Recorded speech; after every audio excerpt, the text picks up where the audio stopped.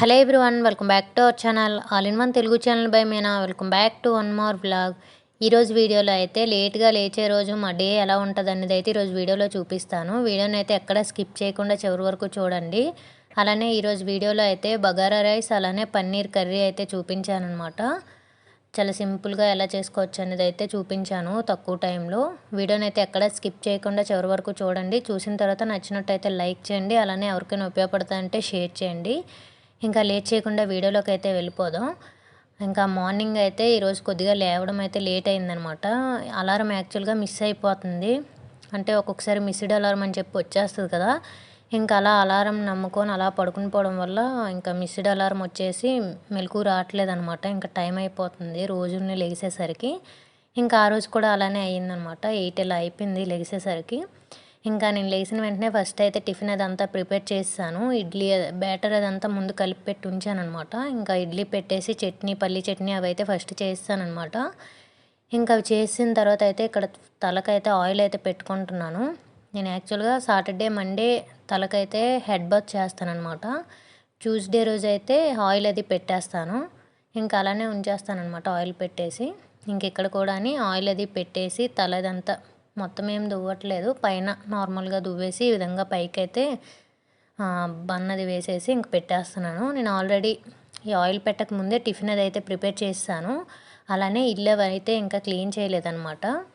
అలానే మాది washing machine పాడైపోయిందని అయితే ముందు వీడియోస్లో చూపించాను కదా. ఆల్రెడీ పాడైపోయి కూడా ఒక 2 months ఇలా అయిపోయింది. మేము ఊరెళ్ళక ముందే చాలా డేస్ ముందు పాడైపోయిందనమాట. ఇంకా అబ్బాయి కూడా వచ్చాడు చూడడానికి. ఇంకా అది కూడా అవుతుందన్నమాట ఒకవైపు.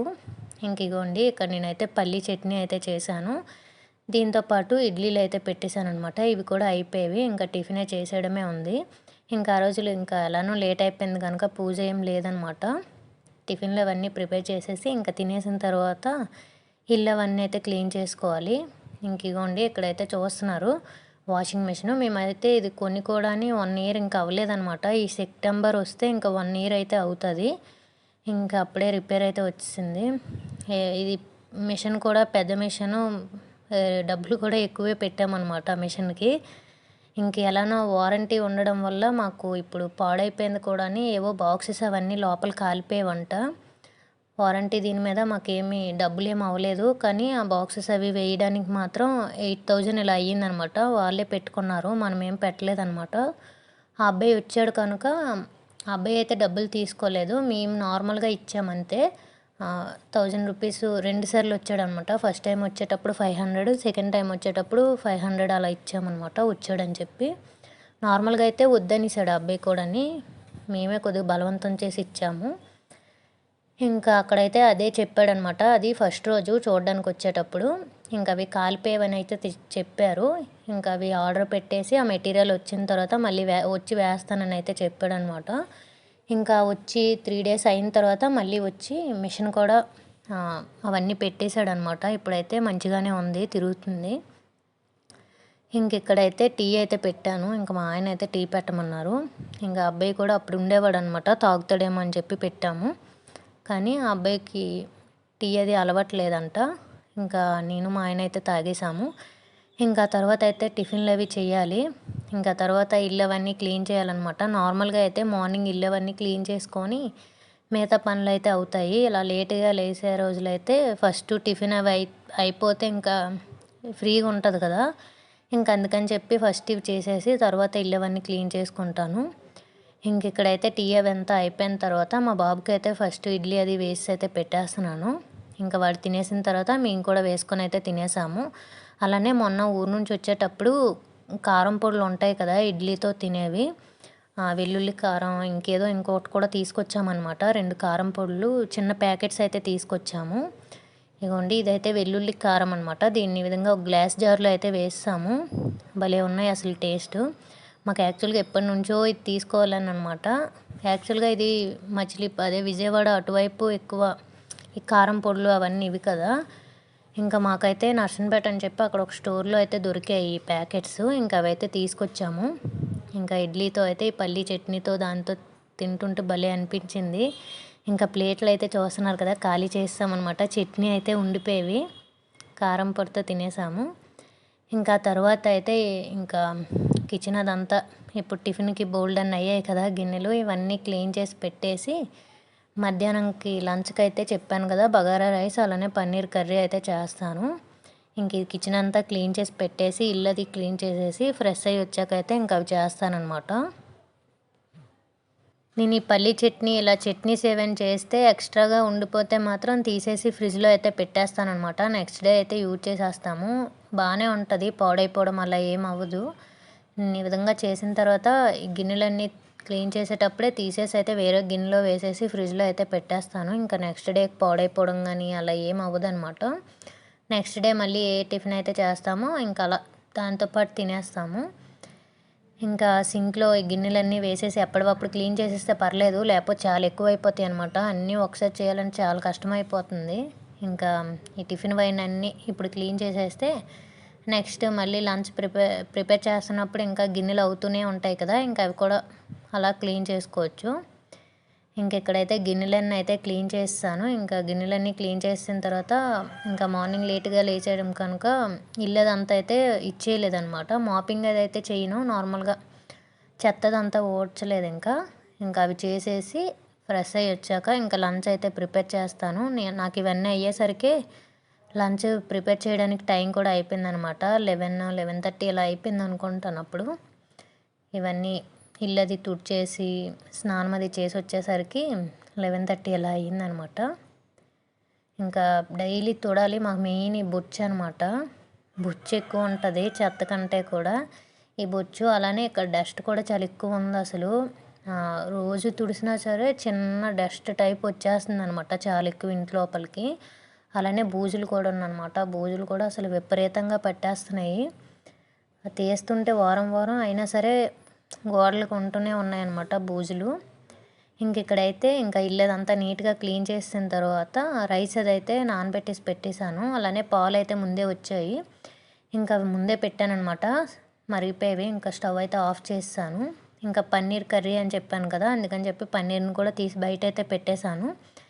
ఇంకా మంచిగా ఫ్రెష్ అది అయ్యి వచ్చిన తర్వాత ఇంకా ప్రిపేర్ చేస్తాను అనమాట. నేను బగారా రైస్ అయితే ఎప్పుడు చేయలేదు. నార్మల్గా వెజిటేబుల్ పులావ్ ఇవి ఉంటాయి కదా, క్యారెట్ పొటాటో అన్నీ వేసి చేస్తాము, టమాటో రైసు ఇలాంటివన్నీ చేశాను. కానీ బగారా రైస్ అయితే ఎప్పుడు చేయలేదన్నమాట. ఈసారి ఒకసారి చూద్దామని చెప్పి ఇంకా ఆ రోజు అయితే బగారా రైస్ అలానే దీంతోపాటు పన్నీర్ కొద్దిగా గ్రేవీలా ఉండేటట్టు కర్రీ అయితే చేశాను. నేను పన్నీర్ కర్రీలో గ్రీన్ పీసు ఇవేం యాడ్ చేయలేదన్నమాట, ఓన్లీ ప్లెయిన్ పన్నీర్ కర్రీ అయితే చేశాను. ఇంకా 2 రెసిపీస్ కూడా ఇప్పుడు చూపించాను. నేను ఇక్కడైతే పులావ్ కోసం అదే బగారా రైస్ కోసం అని చెప్పి ఆనియన్స్ని అయితే కట్ చేసుకున్నాను. ఒక 2 ఆనియన్స్ని సన్నంగా కట్ చేసుకున్నాను. ఈ బగారా రైస్ చాలా సింపుల్ అనమాట, టేస్ట్ కూడా బాగుంది. నేనైతే ఫస్ట్ టైము చాలా బాగా వచ్చిందనమాట. మంచిగా వస్తే వీడియో అయితే తీశాను, మంచిగా వస్తే పెడదాం లేకపోతే లేదని చెప్పి. చాలా బాగా వచ్చింది అసలు. కుక్కర్లోనే చేశాను. నేను ఇక్కడైతే కుక్కర్ పెట్టేసి కొద్దిగా నెయ్యి కొద్దిగా ఆయిల్ అయితే వేసుకున్నాను. దాంట్లోనే మనకి బిర్యానీ మసాలా అంతా వేసేసాను. అలానే గ్రీన్ చిల్లీ ఆనియన్స్ని యాడ్ చేసి అవి కొద్దిగా ఫ్రై అయిన తర్వాత అల్లం వెల్లుల్లి పేస్ట్ యాడ్ చేసుకున్నాను.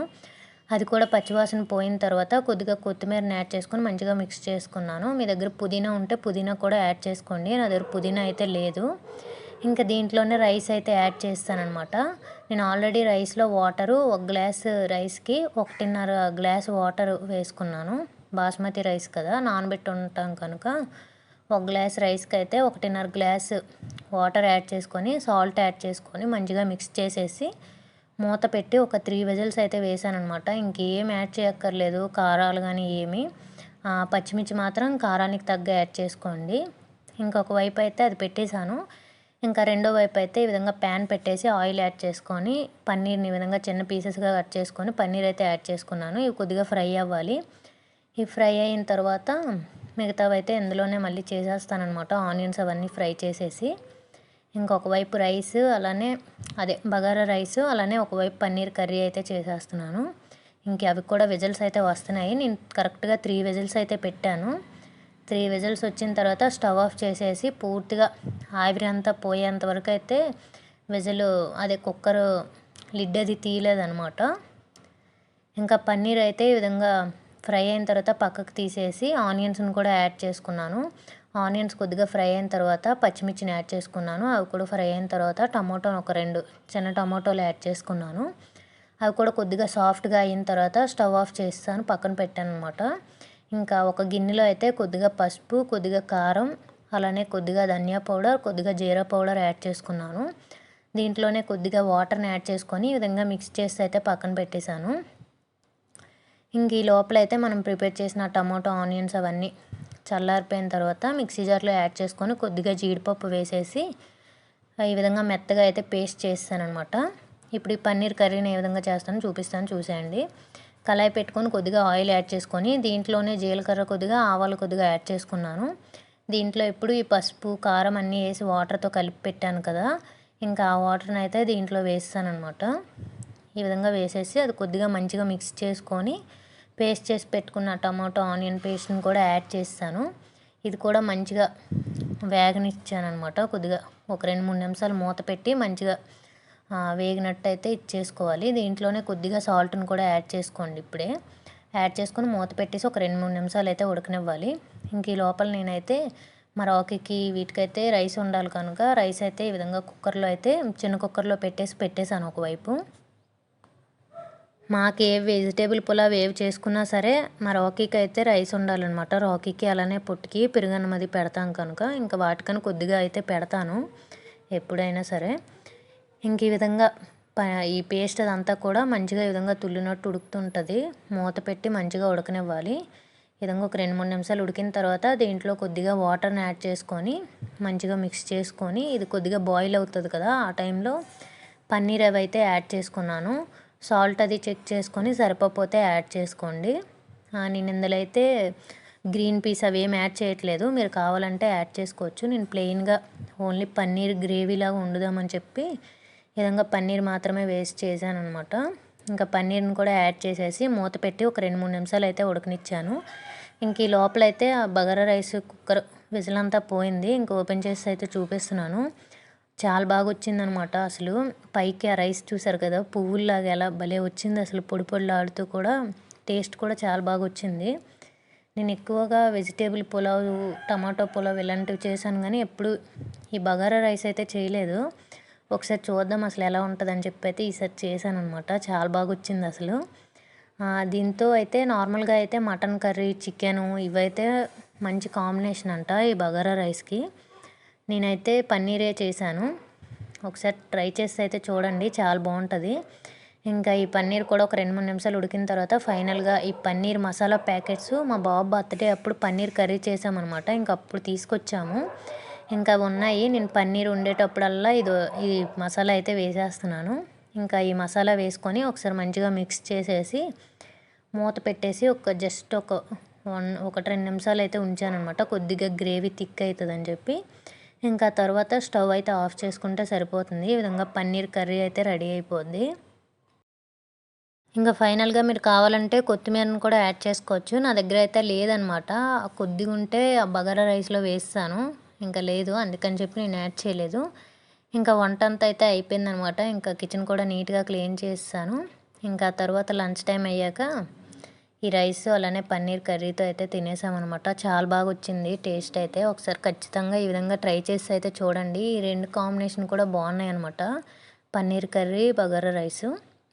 ఒకసారి మీరు కూడా ట్రై చేసి ఎలా వచ్చిందో కామెంట్స్లో అయితే చెప్పండి. ఈ వీడియో నచ్చితే లైక్ చేయండి, అలానే ఎవరికైనా ఉపయోగపడుతుందంటే షేర్ చేయండి.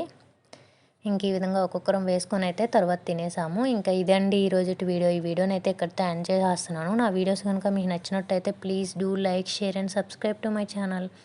ఇంకో మంచి వీడియోతో మళ్ళీ మీ ముందుకు వస్తాను. అప్పటి వరకు వీడియోస్ చూస్తూ ఉండండి. కొత్తగా ఎవరైనా ఛానల్ని చూస్తున్నట్టయితే సబ్స్క్రైబ్ చేసుకోండి. Thank you for watching. Bye bye. See you on next video.